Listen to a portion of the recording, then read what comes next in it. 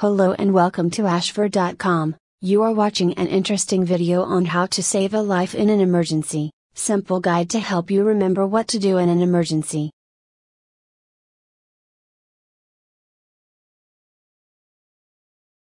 What to do in an emergency. Emergencies can occur when you least expect it. Someone around you may suddenly collapse or suffer a heart attack. What can you do to help?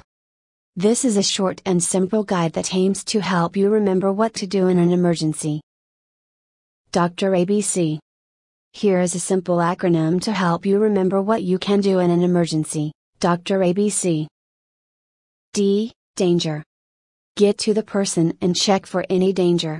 The person may have collapsed due to reasons such as being electrocuted by a live wire, or the person may have slipped and fell. Look around the person to check for any danger. This step is done to ensure that you will remain safe while you are helping others. The worst possible scenario is to end up with an extra casualty. R. Response. Lay the person on his back and tap the person on the collarbone, aka clavicle, with strength and check if the person responds. Ask, "Are you okay?" while doing so. This is to check if the person is conscious, which would help decide your subsequent response. If the person is conscious, you can check if he is feeling alright and if he needs any help or has any medication that he has to take. This will also help to ensure that the person is not playing a prank. A hard tap on the collarbone is rather painful. If the person is unconscious, get someone to call for medical help or to call for an ambulance before moving on to the next. A. Airway. Tilt the person's head backward, his jaw should rise slightly. Using another hand, press your palm down on his chin and open his mouth. Look into his mouth to check for any obstruction that may block his airway. Airway here refers to the person's pharynx, or the area that links the lungs to the throat. This also leads to the stomach and occasionally food goes into the wrong channel. A common reason people collapse is due to them choking on food and eventually passing out due to their inability to breathe. If there are visible obstructions, use your fingers to remove the item. Be aware that the item may move deeper down their throat if this step is not done properly. If there are willing people around you, you can enlist their help to remove the item. In some cases, removing the obstruction will lead to a gag reaction which may wake the person up and help to completely clear the obstruction. In such cases, help the person by patting him on the back, and letting him rest after vomiting the item out. If there are no obstructions, or if the person remains unconscious after the obstructions are cleared, move on to check.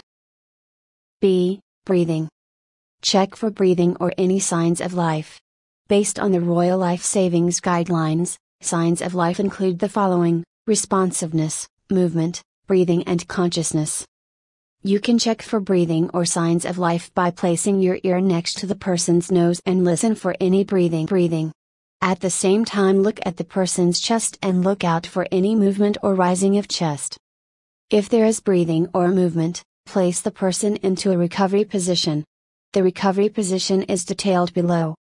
If there is no breathing, give the person 2 rescue breaths before moving on to giving compression. Rescue breaths.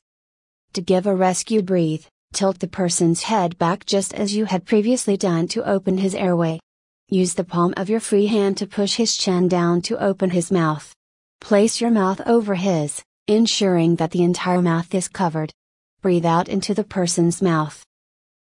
While doing so, try to keep your eyes on the person's chest to look for the rising of his chest as you breathe out into his mouth.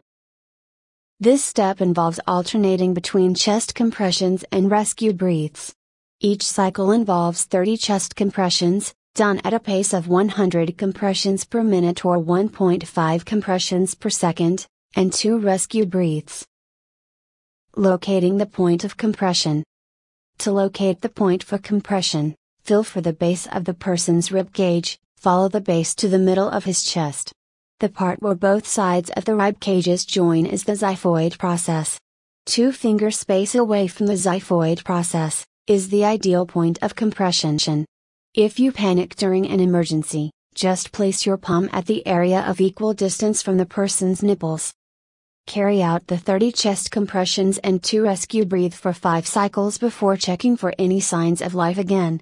The Royal Life Saving Society suggests that you should continue the compression cycle until you notice any signs of life, or until professional medical help arrives. The recovery position allows you to monitor the condition of the person while waiting for professional medical help to arrive. To place the person in a recovery position, turn him on his side and ensure that his airway remains opened.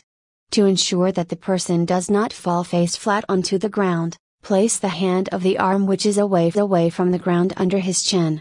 His elbow should bend, and his lower arm should be supporting his head. Make sure that the person's head is tilted away from his body in a way that his neck is fully extended. This will ensure that the person's airway is open.